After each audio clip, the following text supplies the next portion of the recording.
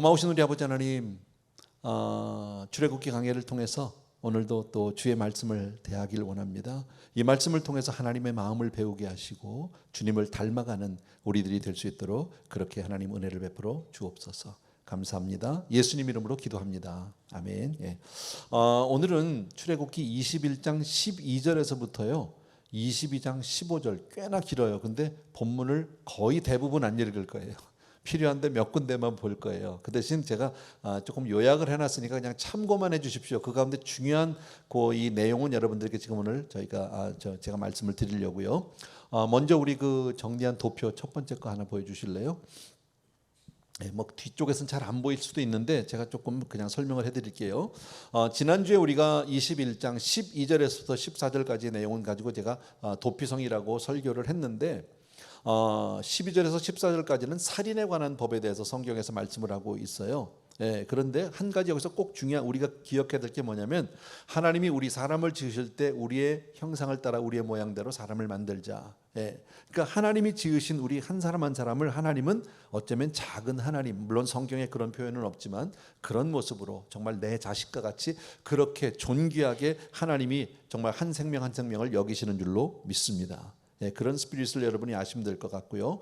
그 다음에 21장 15절과 17절에서는요 부모를 상해했을 때 이건 정말 있으면 안 되는 거죠. 폐륜이죠. 예. 근데 여기서 뭐 내용이 나옵니다. 부모를 저주하거나 욕한 자는 반드시 죽일지라 뭐 이런 얘기 나오는데 여기서의 가장 중요한 스피릿은 뭐냐면 부모님은 하나님의 대리자다. 하나님을 대신하는 거다 하는 그런 내용을 쭉 써 있었어요. 그 다음에 16절을 보게 되면 인신매매에 대한 거예요. 예, 정말 과거에도 이런 일이 있었나 봐요. 근데 인신매매하는 사람에 관한 법인데 이것은 사형을 명하시는데 여기서 말씀하는 건 뭡니까? 역시 사람에 대한 그 존엄성, 인간에 대한 존엄성에 대해서 그렇게 말씀하고 계시고요. 18절과 19절에서는 싸움을 하다가 상해가 나는 경우, 뭐 다치거나 이제 이런 거죠. 피해를 입힌 거. 뭐 그런 내용은 여러분이 읽어보시면 그냥 쉽게 알 수 있고요. 20절과 21절에서는 노예를 때려서 죽게 하는 경우. 당시에 노예는 인권이 없잖아요. 그냥 소유물, 그죠? 이렇게 짐승 정도인데 그럼에도 불구하고 하나님은 어떻습니까? 그런 종이라 할지라도 주인은 가족의 하나로 그렇게 대해줘야 된다. 인간의 존엄성에 대해서 역시 말씀하고 있고요. 22절에서 25절은 임산부 상해에 대해서 얘기했어요. 임산부를 그렇게 또 못되게 하는 사람들이 있었어요. 과거에도요. 그리고 낙태 문제를 나오고 있는데 여기서 중요한 것은 모든 생명은 하나님께 속했다. 여러분. 하나님 생명은 하나님께 속했던 줄로 분명히 믿으셔야 합니다. 그 다음에 26절과 27절은 종을 주인이 아무렇게나 할 수 있는 그런 완전한 소유물이 아니라 정말 하나의 인격체로 대해야 된다 같은 그런 내용이 나오고요. 그 다음에 28절에서부터 36절까지는 가축에 의한 인명피해라고 할까요? 이런 내용들이 쭉 나옵니다. 그러니까 여러분들 이 내용은 성경을 보시면서 쭉 이해해 주시면 되는데 제가 말씀드리고 싶은 건 이겁니다. 이런 내용을 볼 때 율법의 한 구절 한 구절에는 정말 하나님께서 인간을 존중하고 이웃을 사랑하는 하나님의 마음이 잘 배어 있다. 예. 그러니까 정말 지금 이 시대 현대를 살아가는 우리도 역시 남에게 피해를 주거나 또 남을 상하게 하기보다는 이웃을 사랑하고 그리고 이웃을 생각하고 배려할 줄 아는 그런 삶을 살아야 할 줄로 믿습니다. 너무나 다 우리가 다 아는 거죠, 그죠? 예.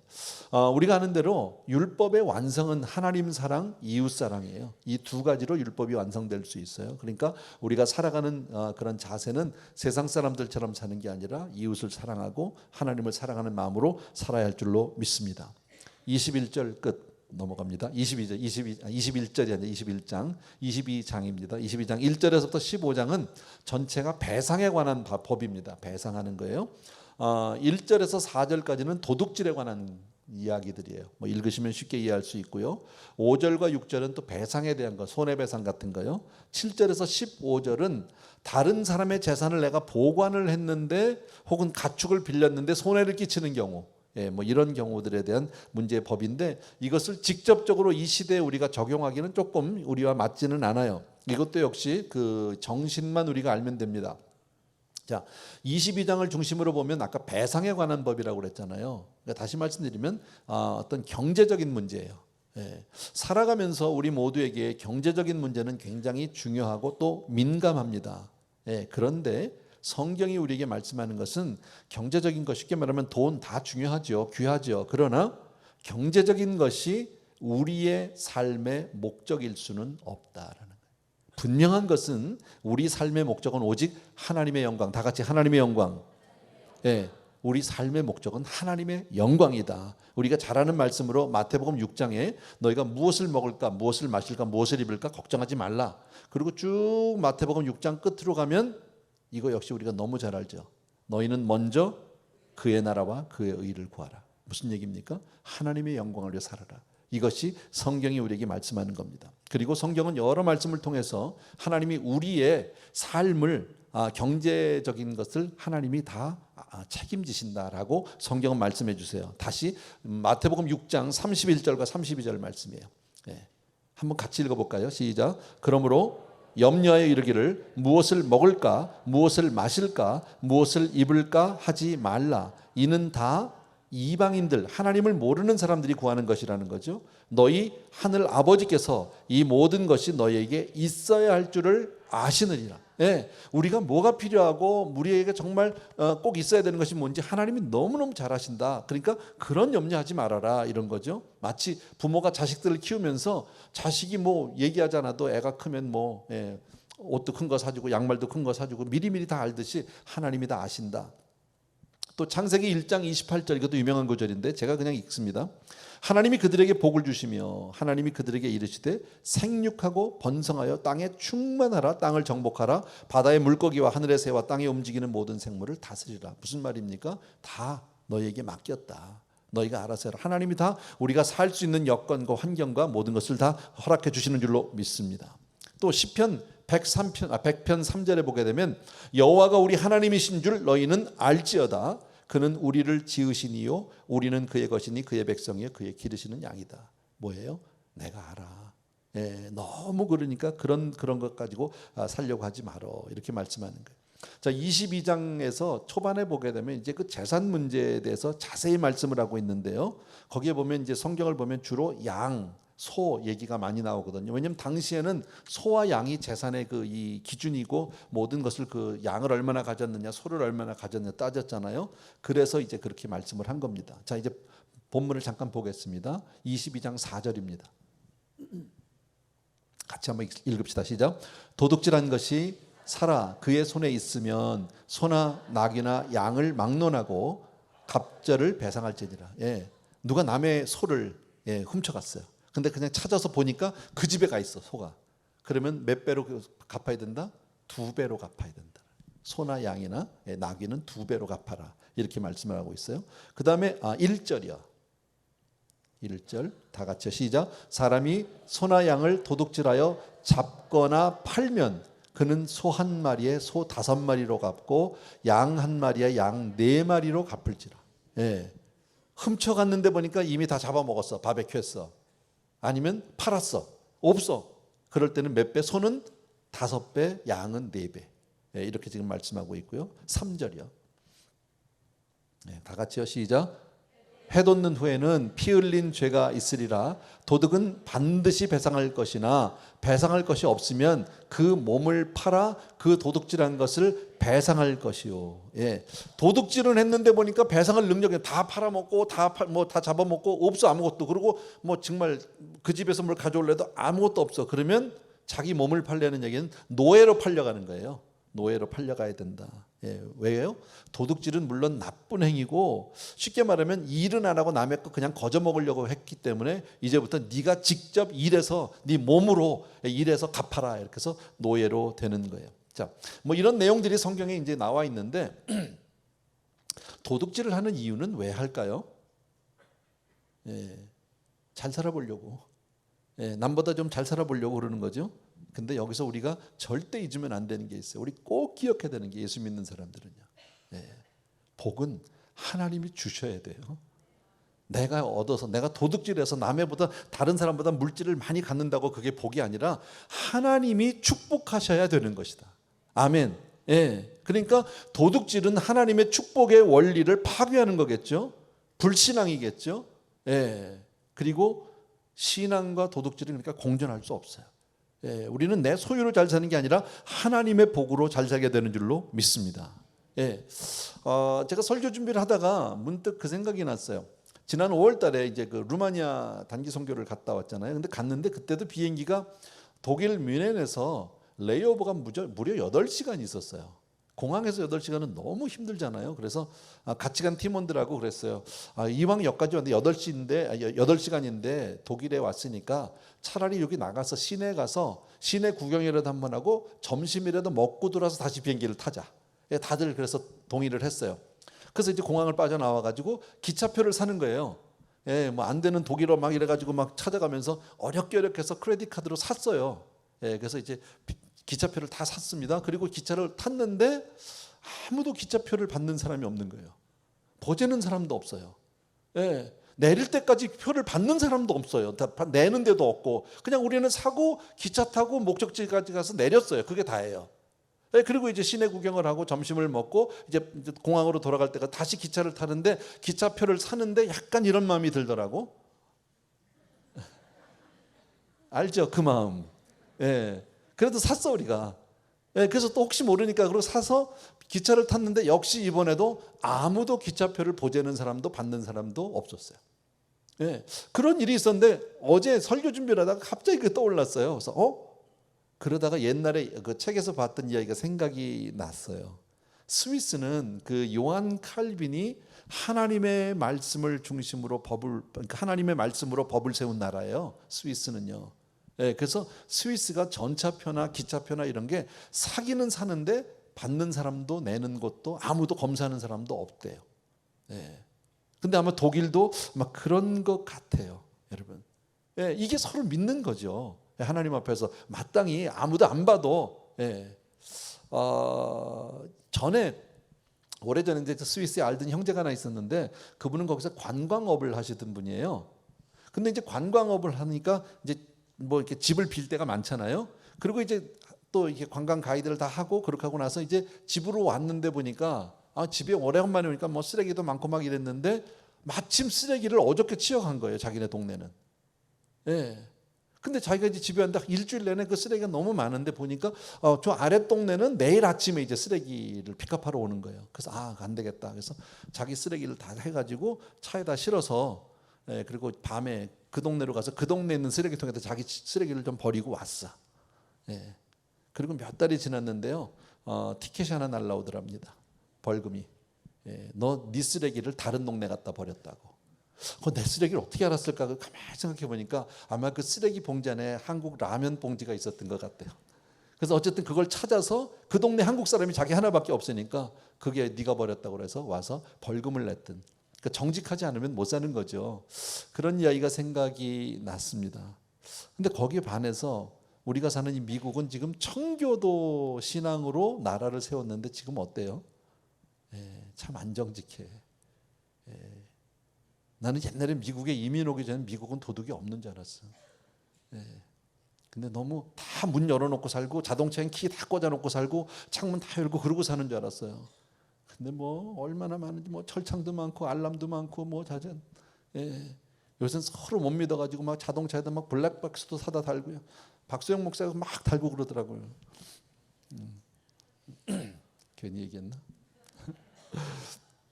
어쨌든요. 근데 거기에 반해서 우리가 이제 가끔 한국을 가보면 한국은 많이 좋아졌어요. 과거에 비해서 많이 정직해진 것 같아요. 그런 모습들을 봤어요. 여러분 중요한 것은 잊지 말고 도둑질해서 내가 잘 살 수 있는 게 아니라 하나님이 복을 주셔야 잘 사는 거예요. 아멘. 이건 우린 꼭 믿고 살아야 돼요. 여러분 살면서 우리가 경제적인 문제를 외면할 수는 없어요. 참 우리에게 중요하고 민감한 문제예요. 그러나 경제적인 이유 때문에 신앙을 배반해서는 안 되는 거죠. 자, 조금 더 쉽게, 조금 더 원색적으로 말하면 이거예요. 어떻게 우리가 살면서 도둑질하지 않고 살 수 있을까? 몇 가지로 정리해봤어요. 첫 번째 1번입니다. 같이 읽읍시다. 시작. 나 자신이 청직임을 분명히 알아야 한다. 이거 뭐 새로운 얘기는 아니죠. 청직이. 맡겨지고 우린 맡은 거예요. 맡은 거. 그러니까 여러분 사람이요 나만을 위해서 살려고 하면 잘 살 것 같지만 그렇지가 않아요. 누가복음 12장에 그 유명한 얘기 하나 있죠. 부자가 진짜 대박이 났어요. 뭐 장사가 너무너무 잘 됐어요. 그래가지고 이거 창고 더 짓고 막 다 쌓아놓고 내년에 내가 이거 먹고 마시고 두드리고 파티하리라 그랬더니 하나님이 그 밤에 야, 이 어리석은 놈아, 내가 오늘 밤에 네 생명을 취하면, 내 영혼을 취하면 그 많은 재산이 네 것이 되겠느냐는 거죠. 너 그거 네 거라고 생각했는데 천만에 그거 네 거 아니야. 너 맡긴 거야. 너한테 지금 맡겨놓은 거야. 지금 그렇게 성경이 말씀하고 있잖아요. 여러분, 성경은 우리를 청직이라고 그러죠. 주인이 있기 때문에 내가 있고, 나는 주인을 위해서, 하나님이 나를 이 땅에 보내시기 때문에 내가 있고, 나는 하나님을 위해서 존재하는 건 줄로 믿습니다. 예. 하나님이 우리에게 은혜도 그냥 거저 주셨어요. 조건이 아니에요. 값없는 은혜를 주셨어요. 그래서 우리는 은혜를 맡은 청직이에요. 예. 거기에 합당하게 하나님 앞에 써야 된다라는 겁니다. 이 세상에 내 것이 있을까요? 성경은 없다고 얘기합니다. 내 것이 아무것도 없어요. 레위기 25장 23절에 이렇게 얘기합니다. 레위기 25장 23절, 토지를 영구히 팔지 말 것은 토지는 다 내 것입니다. 사실 부동산 문제 때문에 뭐 뉴스도 많이 나고 사회도 시끄러워질 때가 참 많은데, 성경은 뭐라고요? 그거 네 거 아니야. 그거 너희들은 다 해서 뭐 등기에 네 이름 올리고 그럼 네 거라고 생각하는데 아니야. 그거 다 내 거야. 지금 그렇게 얘기하죠. 학개 2장 8절에서는요, 은도 내 것이고 금도 내 것이라 만군의 여호와의 말이니라. 너희가 재물 금 네 거라고? 아니야. 그것도 내 거야 라고 얘기하죠. 우리가 잘 아는 마태복음 25장의 달란트 비유 아시잖아요. 주인이 먼 길을 떠나면서 종들에게 5달란트를 맡기기도 했고 2달란트를 주기도 했고 1달란트를 맡겼습니다. 누구 겁니까? 다 주인 겁니다. 맡은 사람들은 차등은 있었지만 주인이 왜 그렇게 줬는지는 모르지만 어쨌든 맡은 사람의 구할 것은 뭐예요? 맡은 자의 구할 것은 충성이니라. 5 맡은 사람이 5을 열심히 구해서 해서 5을 남겼어요. 그랬더니 주인이 그걸 다 줬어요. 얼마나 감사한 일이에요. 맡은 자로서 해야 할 것은 충성이다라는 겁니다. 영혼도 에스겔서 보게 되면은 모든 영혼이 다 내게 속했다라고 말하고 있습니다. 모든 영혼은 하나님께 속한 줄로 믿습니다. 우리의 생명도 하나님이 사람을 흙으로 지으셨어요. 그리고 그 코에다 생기를 불어넣으니까 사람이 생명마저도 하나님의 것이다. 내 것은 없는 줄로 믿습니다. 그러니까 우리가 가진 모든 것을 다 하나님의 것이라고 믿고 사는 것, 이게 바로 청직이겠죠. 그러니까 맡은 사람에 따라 차등은 있어요. 어떤 사람은 뭐 수명을 100년을 맡은 사람이 있는가 하면 어떤 사람은 50년을 맡은 사람도 있고요. 어떤 사람은 건강한 신체를 맡은 사람이 있는가 하면 어떤 사람은 머리 좋은 지혜를 맡은 사람도 있고요. 다 다를 수 있어요. 그러나 내 것은 아니에요, 여러분. 우리가 다 맡았다는 것을 정말 쉽게 알 수 있는 게 뭐예요? 우리 가운데 부모를 선택해서 태어난 사람은 아무도 없어요. 낳음을 받은 거죠. 태어난 거죠. 태어나진 거죠. 한국 사람으로 태어났고 최씨 집에서 태어난 거고, 내가 부모를 선택한 것이 아니라 그냥 나는 낳아진 거예요. 그래서 내 것이 아니다라는 것을 꼭 기억해 주셔야 합니다. 그래서 우리가 해야 할 일이 있어요. 청지기로서 우리가 해야 할 일은 바로 뭐냐? 고린도전서 10장 31절이에요. 같이요. 시작. 그런즉 너희가 먹든지 마시든지 무엇을 하든지 다 하나님의 영광을 위하여. 무엇을 위하여? 하나님의 영광을 위하여. 왜? 내 것이 아니니까. 청지기는 주인의 뜻에 맞게 사용하는 거예요. 맡겨진 것을요. 그게 가장 중요한 거죠. 그게 하나님의 영광이죠. 그렇게 하면 우리에게 주시는 상급이 있어요. 계시록 2장 10절이에요. 잘하는 구절이죠. 시작. 내가 죽도록 충성하라. 그리하면 내가 생명의 관을 내게 주리라. 아멘. 그렇게 맡겨지면, 아까도 얘기했지만 5달란트 받은 사람이 열심히 충성해서 5을 남겼더니 주인이 잘했구나 10개 다 가져와라 그러고 주인이 가져간 게 아니라 그 사람 줬어요. 청직이 줬어요. 감사할 뿐이에요. 맡겨진 일에 우리가 정말 충성을 다할 때 하나님은 상급으로 갚아주시는 줄로 믿습니다. 청직이 잊지 마십시오. 2번째예요. 도둑질하지 않고 사는 방법 하기 위해서는 2번째, 시작. 근면하게 일해야 한다. 이것도 너무 쉬운 얘기 아닙니까, 여러분? 아담의 범죄 이후로 모든 인생은 이마에 땀을 흘려야만 먹고 살게 돼 있어요. 근데 도둑질은 일하지 않고 먹겠다는 거예요. 이건 하나님의 뜻에 맞지 않아요, 여러분. 그러니까 인간은 하나님이 주신 건강과 재능과 시간을 가지고 하나님의 나라를 위해서 정말 열심히 일해야 됩니다. 우리 주님도 말씀하셨잖아요. 요한복음 5장에서 내 아버지께서 이제까지 일하시니 나도 일한다. 하나님도 노는 분이 아니라는 거예요. 하나님도 일하시고 우리 주님도 일하신다라는 거예요. 예. 돈 벌기 위해서 일하고 먹고 살기 위해서 일한다고 생각하면 너무 피곤해. 예, 정말 힘들어요. 그런데 일을 열심히 하다 보니까 돈이 생기고, 일을 열심히 하다 보니까 건강도 생기고, 예, 내 삶 속에 여유도 생겼다면 그건 너무 감사한 일 아니에요? 요셉이 성경에 정말 억울하게 종으로 팔려갔잖아요. 예, 형들이 파는 바람에 졸지에 그냥 보디발의 집에 노예가 돼서 팔려갔지 않습니까? 정말 억울하다고. 정말 성경에 있는 말, 성경대로가 아니고, 만약에 요셉이 거기서 나는 너무 억울하다, 나는 정말 여기 있을 사람이 아니다 막 이러고 뭐 일을 시켜도 일도 안 하고 맨날 이랬으면요, 요셉은 거기서 죽었을 거예요 아마. 근데 요셉은 어땠습니까? 비록 억울하지만 나에게 맡겨진 책임, 섬김, 자기 의무를 다 한 거예요. 그래서 주인의 눈에 들었던 거 아닙니까? 그래서 주인이 다 그에게 맡겼잖아요, 모든 거를요. 그리고 또 억울하게 감옥을 갔습니다. 그런데 감옥에서 얼마나 억울한 감옥살이를 합니까? 그런데 요셉은요, 거기서 정말 최선을 다하니까 감옥의 그 간수장한테 눈에 확 들었잖아요. 그래서 다 맡겼잖아요, 그에게요. 여러분, 억울한 환경 가운데서도 자기의 의무를 다하고 섬김을 다하는 것은, 이건 크리스천으로서 마땅한 거예요. 예, 조금 제가 뭐 확대 해석을 한다, 정확한 건 아니에요, 몰라요. 그런데 이런 생각이 들었어요. 혹시 우리 성도님들 가운데서 그동안에 뭐 교회가 조금 이렇고 뭐 하니까 내 마음에 안 들고 이러니까 난 그래서 뭐 헌금을 안 해, 난 그러니까 봉사 안 해, 이런 분이 있을 수 있어요. 나름대로는 그것이 어떤 뭐 논리가 쓰고 맞다 틀리다 얘기할 수 있지만 신앙적으로는 아니에요. 내가 주어진 환경에서 상관없이 하나님 앞에 하는 거예요. 여러분, 헌금 생활은 하나님 앞에 하는 거지 교회나 사람을 주는 게 아니에요. 그렇잖아요. 내가 봉사하는 게 내가 누구 좋으라고 하는 게 아니라 하나님 앞에 내 삶을 드리는 거기 때문에 우리는 정말 성도로서, 직분자로서 마땅히 섬김을 해야 하는 줄로 믿습니다. 또 우리가 도둑질하지 않고 어떻게 살려면 또 한 가지, 세 번째예요. 3번이요. 욕심을 내면 안 돼요. 예. 욕심 없는 사람은 없지만 성경은 뭐라고 합니까? 탐심은 우상 숭배라고 얘기합니다. 그러니까 욕심이 사단의 도구로 우리를 전락하게 만들어요. 잠언 1장 19절에 이렇게 말합니다. 잠언 1장 19절 같이 한번 읽읍시다. 시작. 이익을 탐하는 모든 자의 길은 다 이러하여 자기의 생명을 잃게 하느니라. 더 잘 살아보겠다고 더 이기려고 했는데 그것 때문에 결국 망하는 거예요. 안 돼. 다시 한번 말씀드리면요, 복은 하나님이 주셔야 돼요. 아멘. 고린도전서 6장 10절에서도 이렇게 얘기합니다. 도적이나 탐욕을 부리는 자나 술 취하는 자나 모욕하는 자나 속여 빼앗는 자들은 하나님의 나라를 유업으로 받지 못한다. 가끔 뉴스에 보면 나오죠. 뭐 저울 속이는 사람들, 뭐 그런 거 있잖아. 한국에 무슨 뭐 수산시장 갔더니 뭐 저울을 속이고 뭐 고기를 더 무겁게 하기 위해서 그 안에다 뭐 납을 넣고 뭐 이런 얘기 가끔. 그래가지고 잘 살아보려고 그러는 거 아닙니까? 근데 그게 잘 사는 게 아니라 결국은 그것 때문에 망한다라는 거예요. 참 이 욕심이라는 게 무서운 게요, 자료조사하다가 봤어요. 1960년대 초반에 대한민국의 GNP가, 국민소득이 65달러더라고. 당시에 전 세계에서 두 번째로 못 사는 나라. 정말 못 살았죠.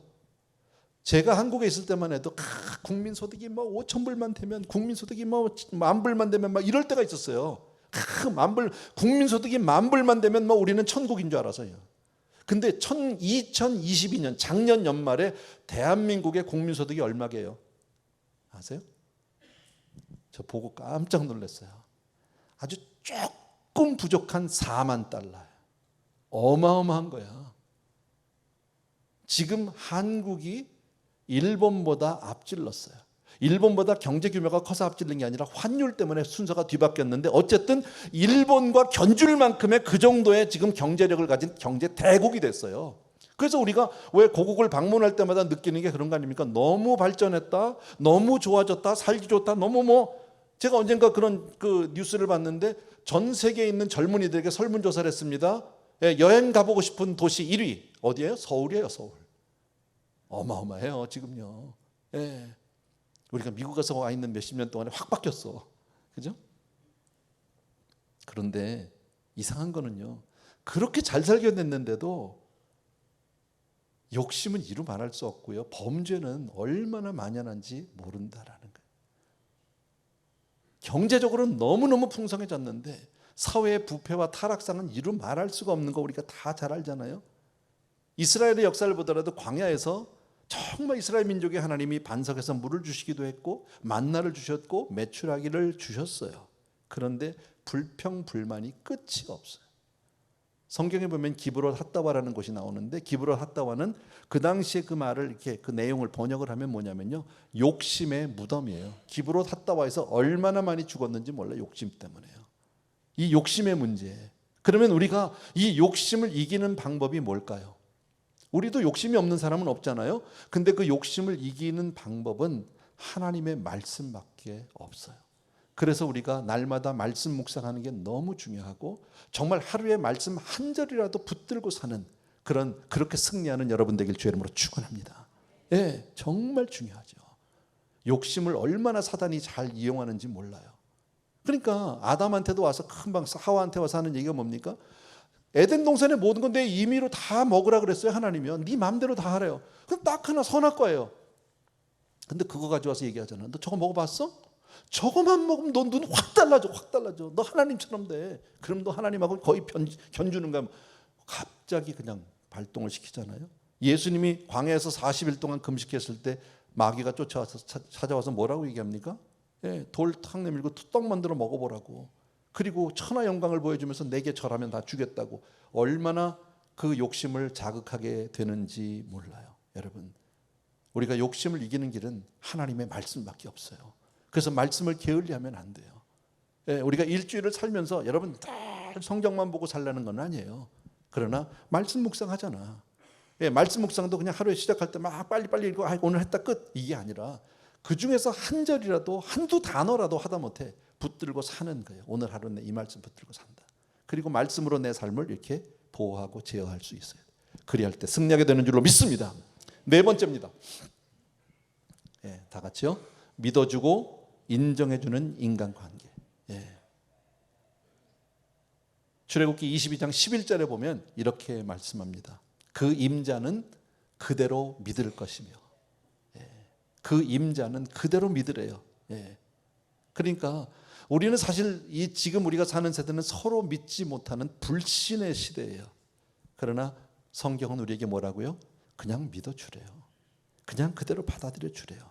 사람들이 무슨 얘기를 하든지 그냥 그대로 믿어주라라고 말합니다.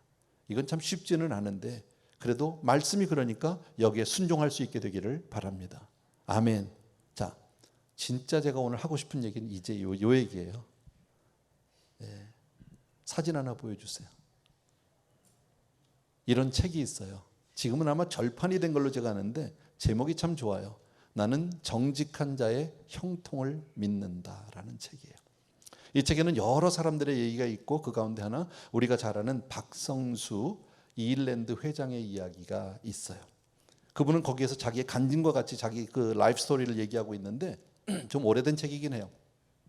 아버지는 공무원이셨고요. 어머니가 중소기업을 경영을 하고 계셨어요. 근데 이분은 자기 어머니가 자기 인생에 너무너무 훌륭한 스승이라는 거예요. 예. 그래서 그 어머니로부터 배운 몇 가지 교훈이 있어요. 첫 번째는 바로 뭐냐면 신앙의 유산이에요. 어머니를 통해서 정말 신앙을 갖게 된 게 너무너무 감사하다. 두 번째는 어머니의 삶을 통해서 배운 것은 나누는 삶이에요. 항상 이웃들과 나누는 삶을 보여주셔서 그런 삶을 보아서 나눠야 되는구나라는 것을 알게 됐고요. 세 번째는 어머니는 어려서 가정이 어려워서 대학을 가지 못하셨대요. 예, 대학 교육을 받지 못하신 분인데 그러나 평생에 손에서 책을 놓지 않으셨대요. 그래서 본인은 어머니를 통해서 책 읽는 습관을 배우게 됐고 그래서 자기도 책을 놓지 않고 살았다라는 얘기를 합니다. 그래서 사람은 평생 학습을 해야 한다라고 얘기하고요. 네 번째는 어머니의 삶을 통해서 타인 중심의 사고, 경쟁업체가 참 많았대요. 그런데 항상 어머니 회사가 제일 잘 됐대요. 왜냐하면 제품이 제일 좋고 근데 거기에 비해서 가격은 다른 회사 값의 절반이 안 돼. 제품 좋고 값이 싸면 안 오겠습니까? 누가? 그러니까 자연히 많은 사람들이 와서 항상 매출이 제일 높았다라고 얘기합니다. 근데 어머니는 그런 것을 왜 하셨냐면 성경에서 배웠다고 누구든지 대접받고자 하는 대로 대접하라고. 그렇게 하셔서 나는 돈을 많이 벌기보다는 내 물건을 사가지고 간 분들이 그것으로 다른 사람에게 더 이익을 보고 기뻐하는 모습을 보고 싶다. 상대방의 입장에서. 우리도 성도님들 가운데 비즈니스 하시는 분들이 많은데 그렇게 정말 소비자의 입장에서, 구매자의 입장에서 우리가 한번 서서 생각한다면 아마 비즈니스 스타일이 많이 달라지지 않을까? 그리고 이분이 그 책에서 이렇게 얘기합니다. 돈을 목적으로 삼아서는 돈을 벌 수 없다. 내가 남을 섬기려 하고 정말 남을 위해서 희생하고자 할 때 사실은 돈이 따라온다라고 얘기합니다. 그리고 무엇보다도 이분이 자기는 예수님을 만나고 나서 자기의 가치관이 달라졌다고 얘기를 합니다. 고등학교 다닐 땐 자기는 그렇게 성적이 좋지는 않았대요. 그래서 자기가 원하는 학과를 들어가지 못했어요. 물론 서울대학 나오시긴 했지만요. 그랬어요. 근데 거기서 그 학과에서 좋은 친구를 만났어요. 그리고 그 친구를 통해서 전도사님을 소개받았고 그 전도사님과 함께 신앙훈련이 됐는데 그 전도사님이 오카눔 전도사님이에요. 사람을 누구를 만나는지 몰라요. 그 당시에는 오카눔, 지금 우리에게 있어서 오카눔 목사님은 정말 너무나도 위대한 분이고 정말 모든 분이 존경하고 사랑하는 분이지만 물론 천국 가셨는데 그래서 그 당시에는 그냥 전도사니까 그리 유명한 사람은 아닌 거예요. 근데 그분을 만나게 됐어요. 그런데 어느 날 자기가 그렇게 대학생활을 하고 있는데 어느 날 그 자기가 그렇게 부러워하고 자기 친구 중에 그렇게 공부를 잘하고 정말 원하는 대학에 쑥 들어간 친구가 있었던 거죠. 근데 그 친구가 오랜만에 전화가 왔다랍니다. 전화가 와서 하는 얘기가 첫 마디가 뭐냐면 나 지금 감옥에서 나오는 길이라고.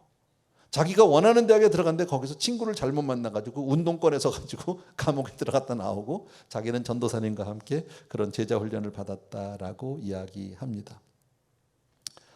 그리고 대학 다닐 때 이분에게는 큰 아픔이 있었던 건 우리 많이 알잖아요. 그 불치의 병에 걸립니다. 대학 다니면서 근육 무력증.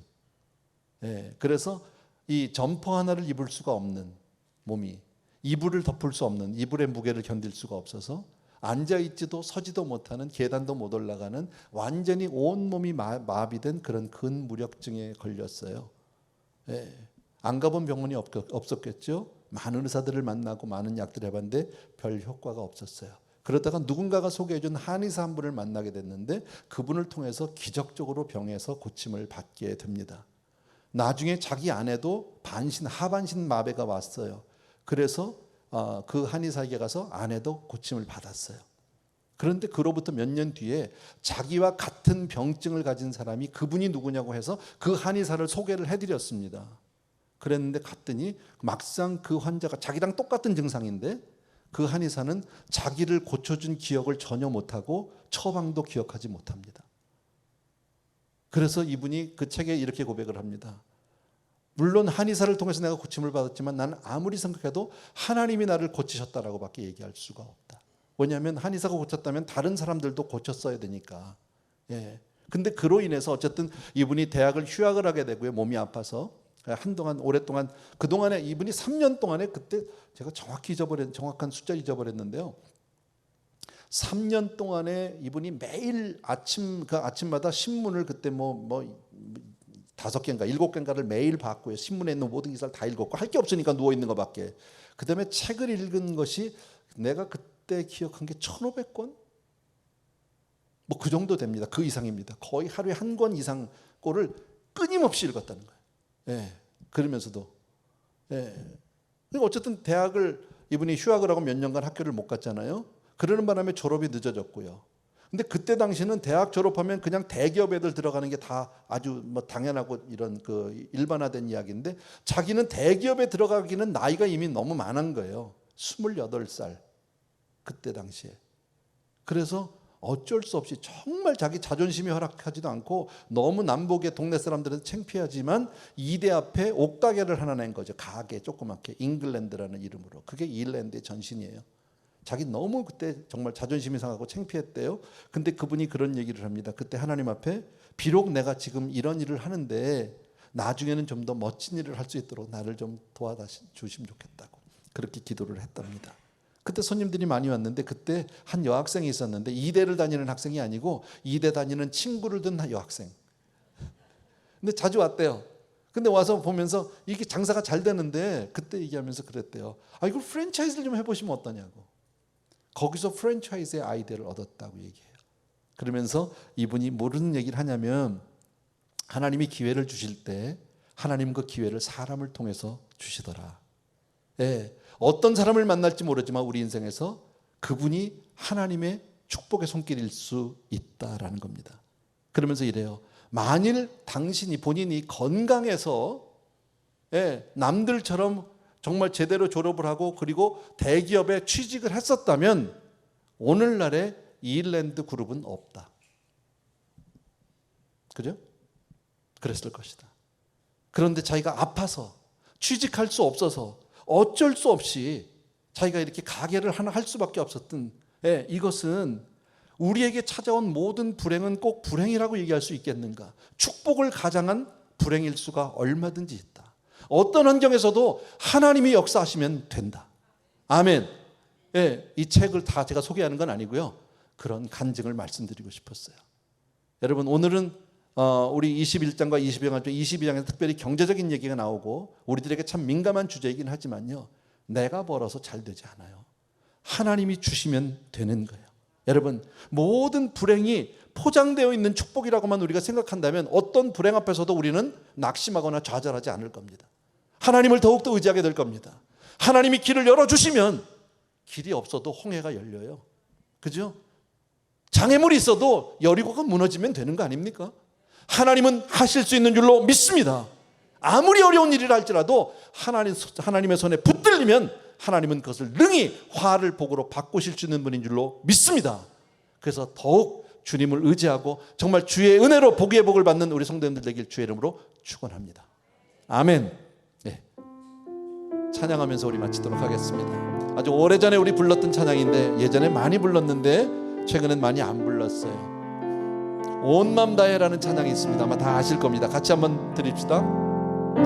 주님과 함께하는 이 고요한 시간 주님의 보좌 앞에 내 마음을 쏟네 모든 것 아시는 주님께 감출 것 없네 내 맘과 정성 다해 주 바라나이다 나 염려하지 않아도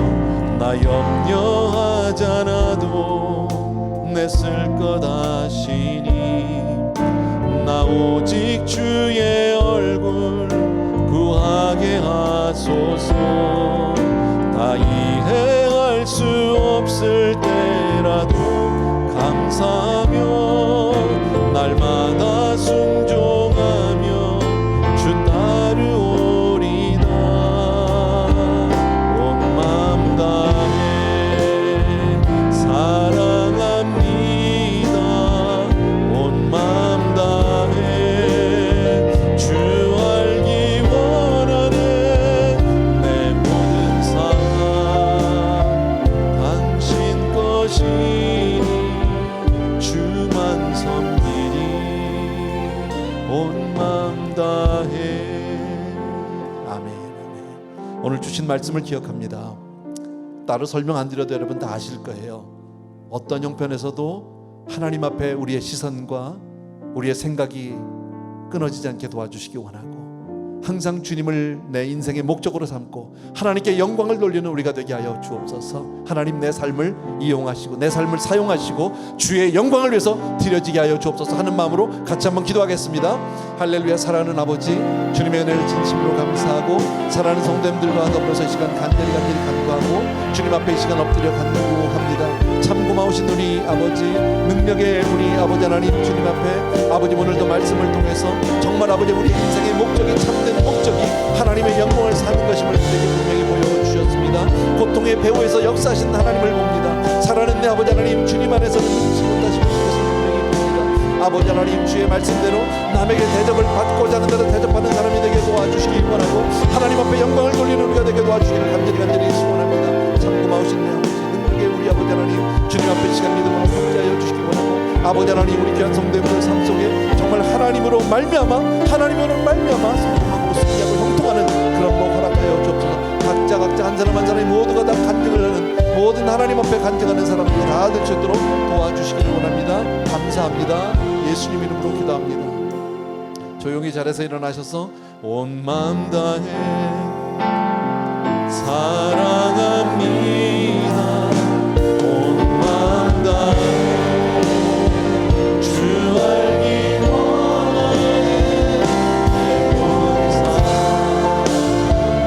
안칠 것이니 주만 섬기니 온 마음 다해. 사랑하는 우리 아버지 하나님, 오늘 주신 말씀 잘 기억하겠습니다. 하나님, 어떤 경우에도 우리가 하나님을 떠나지 않게 도와주시기 원하고, 정말 하나님 고통의 배후에서 역사하시는 하나님을 기대합니다. 어떤 형편에서도 하나님은 화를 복으로 바꾸실 수 있는 분인 줄로 분명히 믿습니다. 하나님, 우리가 세상 사람처럼 세상의 헛된 영광을 쫓지 않게 하시고 물질을 쫓지 않게 하여 주시기 원하고, 정말 나를 지으시고 나를 복주시는 오직 하나님 한 분을 바라보고 하나님께만 우리의 인생의 초점을 맞추고 살아가는 그런 성도님들 다 되게 하여 주옵소서. 오늘도 귀한 성도님들이 주님 앞에 아름다운 예물로 우리의 삶을 올려드립니다. 귀한 삶들 하나님 받으시고 마음껏 하나님 축복하시고 사용하여 주옵소서. 이제는 우리 주 예수 그리스도의 은혜와 하나님 아버지 그 무한하신 그 사랑하심과 성령님의 오늘도 우리 한 사람 한 사람을 붙드시고 축복하시고 그리고 사용해 주시는 놀라운 은혜가 이 시간 예배자로선 모든 사랑하는 성도님들과 그리고 선교지에 계신 귀한 종들 위에 이제로부터 영원토록 함께 계실지어다. 아멘.